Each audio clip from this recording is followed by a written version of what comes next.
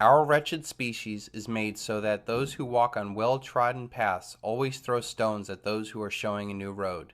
Voltaire. One of the greatest challenges of becoming totally free is to be able to think independently from everybody else.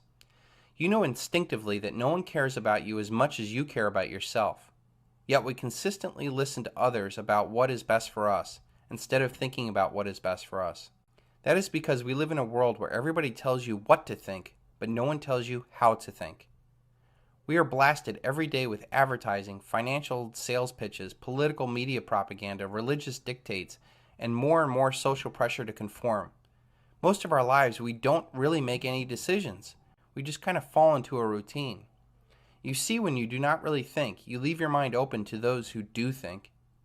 The real and most often unnoticed danger is a class of predators manipulating societies for their own selfish benefits. If you go along to get along and not think outside the box, you risk being caught in the undertow of a doomed society or worse. The next revolution will be one of ideas, and it is one where you are going to have to be able to think outside of your cell. It will require you to see that we are all one, and that divide and conquer holds us back from our highest and best self. It will require you to see the perceived values we place on status, wealth, and other distinctions are false. It will require you to see that individuals are more important than the collective. It will require you to see that we must not sacrifice the future for the present. It will require you to see that the ends do not justify the means. There is no goal worth the wholesale slaughter of millions and the debt enslavement of billions.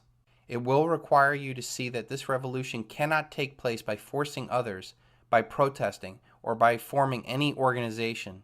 It must come through a change within each and every one of us. The mathematically inevitable collapse of the dollar will bring about the greatest challenge that humanity will ever face.